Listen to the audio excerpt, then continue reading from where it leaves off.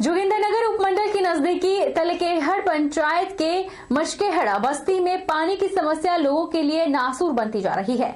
बीते एक महीने से यहां पर पानी का संकट गहराया हुआ है। बस्ती के 2 दर्जन परिवारों को पानी की बूंद बूंद के लिए तरसना पड़ रहा है।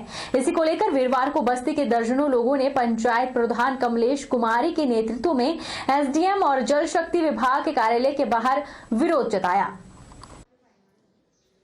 ग्रामीणों ने बताया कि इस बस्ती में पानी की समस्या लंबे अरसे से चली आ रही है, जिसके समाधान के लिए जल शक्ति विभाग ने बिजली से चलने वाले एक हैंडपंप को भी स्थापित किया, लेकिन पाइपलाइन न बिछने से यह हैंडपंप भी सफेद हाथी बना हुआ है। बस्ती में कोई भी सरकारी जल स्रोत नहीं है। मजबूरन लोगों को कई किलोमीटर दूर से पानी लाकर घरेलू काम निपटाने पड़ रहे हैं, जबकि भीषण गर्मी के मौसम और किसी बड़े समारोह के दौरान ग्रामीणों को अपनी जेब ढीली करके पानी के टैंकर मंगवाकर प्यास बुझानी पड़ रही है। कई बार विभाग यहाँ तक कि क्षेत्रीय जनप्रतिनिधियों को भी सरकारी पेयजल स्रोत स्थापित करने की मांग की जा चुकी है, लेकिन ग्रामीणों की सुनने वाला कोई नहीं है और मजबूरन उन्हें धरने प्रदर्शन के लिए मजबूर होना पड़ रहा है। उन्होंने कहा कि जल शक्ति विभाग, प्रशासन और जनप्रतिनिधि कोई उचित कार्रवाई अमल में नहीं लाते हैं तो मजबूरन ग्रामीण खाली बर्तन के साथ हाईवे जाम करने से भी गुरेज नहीं करेंगे। मेरी पंचायत में इन लोगों को 14 परिवार है, इनको 2 महीनों से ही पानी की प्रॉब्लम आ रही है। तो इसकी पानी की प्रॉब्लम सॉल्व करते करते मुझे 2 महीने हो गए, लेकिन वो आज दिन तक नहीं हुई। हो भी गई, लेकिन जो पाइपें लगानी थी वो IPH वालों ने दे भी दी, सब कुछ हो गया, लेकिन एक परिवार है वो उन पाइपों को लगाने देता है, वहाँ से ले जाने नहीं देता है। तलकेहड़ पंचायत से उनके प्रधान की अगुवाई में कुछ महिलाएं यहाँ पे आई थी, जिनकी प्रमुख जो मांग थी वो इस विषय में थी कि वहाँ कोई हैंडपंप है और जिससे बिजली से संचालित उन्होंने वो कुछ अरेंजमेंट्स वहाँ होने थे, परंतु किसी व्यक्ति द्वारा उसको बाधित किया जा रहा है और वहाँ पे पाइपें नहीं डालने दी जा रही हैं। हालांकि इनका कहना है कि वो जो जगह है वो सरकारी भूमि है। इस विषय में मैं विस्तृत रिपोर्ट तहसीलदार महोदय से ले लूँगा और उसके उपरांत IPH को या पुलिस को उचित अवश्य कार्रवाई के लिए आदेश दे दिए जाएंगे। किन्नौर जिले में वर्तमान में 2 कोरोना पॉजिटिव हैं, जिन्हें रिकांगपिओ के सराय भवन स्थित कोविड केयर सेंटर में रखा गया है। इनमें एक महिला और उनकी 10 वर्षीय बेटी शामिल है। 1 जून को उर्नी स्थित संस्थागत संगरोध केंद्र से दिल्ली से आए एक दंपति का 15 जून को टेस्ट लिया गया था, जिसमें मां बेटी के सैंपल की रिपोर्ट पॉजिटिव आई है, जबकि पुरुष की रिपोर्ट नेगेटिव आई है। तीनों को हमने कोविड केयर सेंटर यहाँ रिकांगपिओ में हमने रखा हुआ था। उस बच्ची का दोबारा से भी हमने बीच में सैंपल लिया था, लेकिन फिर भी कोई वो नतीजा उसका नहीं आया, वो फिर इनकन्क्लूसिव रहा। परसों हमने उस बच्ची का सैंपल दोबारा से IGMC टेस्टिंग के लिए भेजा था, वो पॉजिटिव आया है। और जो मेल है जो पॉजिटिव पाया गया था पहले, उनका सैंपल कल की रिपोर्ट के अनुसार नेगेटिव पाया गया है। अभी माँ और बेटी के सैंपल्स पॉजिटिव है। अगले हफ्ते हम उनके दोबारा सैंपल लेंगे, परंतु घबराने की कोई भी बात नहीं है। दोनों माँ बेटी जो पूरी तरह से स्वस्थ है और कुछ शीघ्र जो है स्वस्थ होकर घर से जाएगी। रेणुका के साथ लगती वन विभाग के बीट पतंडी के साथ लगते गांव त्रिमली दियाड़ में वन विभाग की लापरवाही सामने आई है। यहां वन विभाग के कर्मियों ने बिना किसी निशानदेही के अरबियों को फाड़कर तहस नहस कर दिया। गोविंद पुत्र भीम सिंह ने कहा कि BO और रेंजर ने इस मामले में कोई नोटिस नहीं दिया और उनकी अरबी की फसल को नष्ट कर दिया। रेणुका के साथ लगती वन विभाग की बीट पतंडी के साथ लगते गांव त्रिमली दियाड़ में वन विभाग ने बिना किसी नोटिस, बिना किसी निशानदेही के गोविंद की अरबी की फसल को तहस नहस कर दिया, साथ ही बाढ़ को भी उखाड़ फेंका। गोविंद और अन्य ने बताया कि उन्होंने बाजार से अरबी का बीज लेकर खेतों में बोया था, लेकिन आज वन विभाग के BO और रेंजर ने बिना किसी नोटिस और निशानदेही के अरबी की फसल को तहस नहस कर दिया है, साथ ही रास्ते को भी बंद कर दिया है। ये फसल मेरी बर्बाद कर रहे हैं। मैं यही बोल रहा था इनको कि सर हमें भी तो अपना अधिकार, मतलब अपना पक्ष रखने का अधिकार है जी। आप सीधे मतलब खुद मौके पे जज बन रहे हो। अगर आपको कोई नोटिस किया पहले? कुछ नहीं सर, कोई नोटिस नहीं, कुछ नहीं। ये तो सर 20 साल से है, पहले से। आप पेड़ पौधे देख लो सर कितने बड़े बड़े हैं। ये आज तो है नहीं, आज के लगे हुए तो है नहीं सर।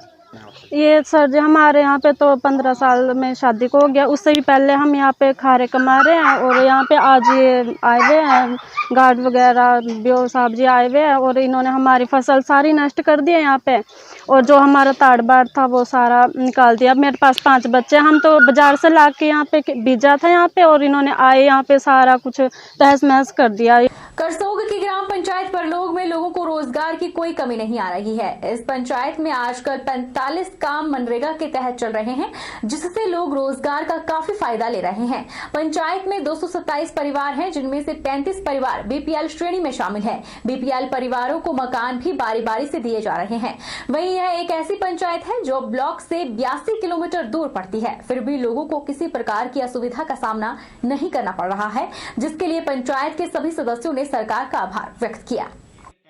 हमारे काम चले हैं, भूमि सुधार और वो टैंक जो है हमारे जो है 26 काम जो है आज जो है रनिंग में है और कुछ जो है बीतायोग के काम जो हमने हमने पूरे कर चुके हैं। कुछ चेहरा में थे हमारे, कुछ खिनौच में है वो रनिंग में है और हमारे बेलूढान के चिराई गांव में थे वो भी हमने जो है समाप्त कर चुके हैं। और कुछ जो है हमारी कोई भी पंचायत में ऐसी कोई भी समस्या नहीं है कि किसी को जो है रोजगार नहीं मिल रहा हो। यहाँ पे हमारे जो नरेगा के वर्क है, टोटल वर्क 46 जो रनिंग में है और इसमें कुछ एक टैंक है और कुछ भूमि सुधार के जो कार्य है वो चल रहे हैं और अप्रोक्सी 17 जो हमारे वर्क है वो नियर कंप्लीशन पर है, जो कि इस मंथ के लास्ट में कंप्लीट हो जाएंगे। और 14 वित्तायोग के जो हमारे वर्क है कुछ वर्क रनिंग में है, 5-6 वर्क है और जैसे ही हमारी अभी शेल्फ भेजी हुई है और जैसे वो शेल्फ हमारी अप्रूव होके आएगी तो हमारे जो नए वर्क है उसका प्रोसेस शुरू किया जाएगा जल्द। क्षेत्रीय आयुर्वेदिक पोषण जनिया विकास अनुसंधान संस्थान जनरल पंडोहो में कार्यरत डॉक्टर विनीता कुमारी नेगी, अनुसंधान अधिकारी आयुष, ने कहा कि कोरोना महामारी को देखते हुए आयुष मंत्रालय ने संजीवनी ऐप तैयार की है। उन्होंने कहा कि इस ऐप के जरिए लोगों को 3 प्रकार की जानकारियां प्राप्त होगी। पहली जानकारी में वह ऐप कितना लोगों में प्रभावशाली रहा और लोगों ने इसे कितना अपनाया और तीसरा कितने लोगों में इसका प्रभाव देखा गया। इस ऐप का मुख्य उद्देश्य 50 लाख लोगों को जनरेट करना है। आयुष मंत्रालय ने इसको तैयार किया है। उसका मेन मकसद जो है वो जो आयुष की एडवाइजरी है उसको जो है उसका impact assessment in terms of rules of 3 में मैं कहूँ तो नंबर 1 इफेक्टिवनेस, कितना प्रभावी वो लोगों पे रहा है। नंबर 2 उसका एक्सेप्टेंस, लोगों ने उसको कितना अपनाया है। और नंबर 3 यूजेज, कितने लोगों ने उसको प्रयोग किया है और उसका प्रभाव देखा है आयुष की एडवाइजरी का। तो उस इम्पैक्ट असेसमेंट को पूरे भारतवर्ष में 50 लाख लोगों का डाटा जनरेट करना इसका मुख्य उद्देश्य है। जो आयुष संजीवनी ऐप है इसको आप गूगल प्ले स्टोर से डाउनलोड कर सकते हैं। ये हिंदी और इंग्लिश दोनों लैंग्वेज में उपलब्ध है, जैसे आपको सुटेबल होगा उस तरह से आप इसको डाउनलोड कर सकते हैं। बल बचाओ संघर्ष समिति के नेतृत्व में बल के किसानों का एक प्रतिनिधिमंडल मंडी जिला प्रशासन से मिला और टमाटर की फसल के समर्थन मूल्य अस्थायी सब्जी मंडी के निर्माण से संबंधित ज्ञापन उपायुक्त को सौंपा।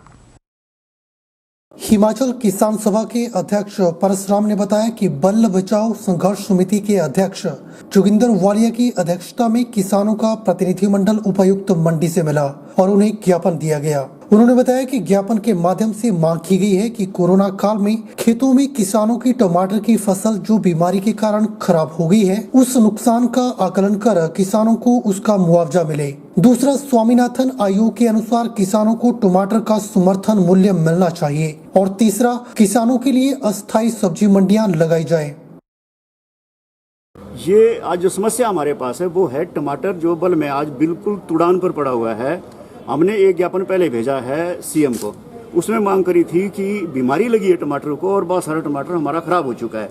अगर किसान का करीब 70% खराब है उसका इस मौके पे जब ये कोरोना का मौका है उसका आकलन कराओ और उसका मुआवजा दो।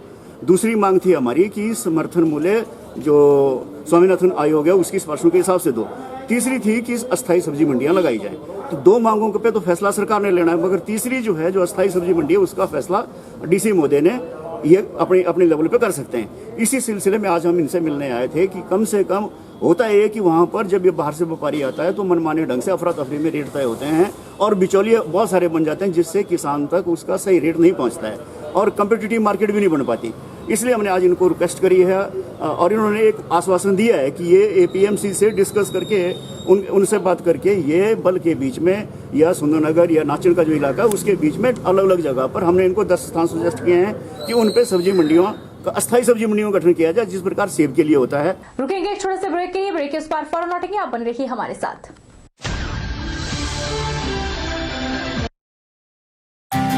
विजडम एजुकेशन सोसाइटी के सानिध्य में Vijay group of institute Himachal Pradesh university Shimla एवं Himachal Pradesh board of school education Dharamshala द्वारा मान्यता प्राप्त हिमाचल प्रदेश का एक अग्रणी शिक्षण संस्थान है। इंस्टीट्यूट में BBA, BCA, BCom, PGDCA, B.Ed तथा DLED के कोर्सेज उपलब्ध हैं।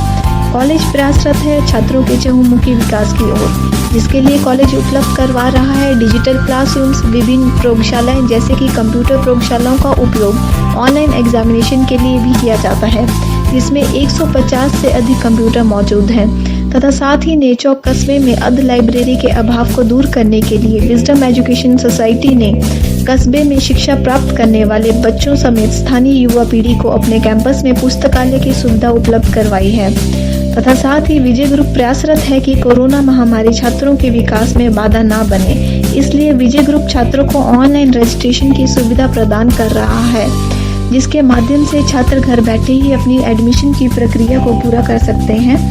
इसलिए vijayinstitute.com वेबसाइट को विजिट करें तथा ऑनलाइन रजिस्ट्रेशन पर क्लिक करके फॉर्म को फिल करें। अधिक जानकारी के लिए हमें संपर्क करें।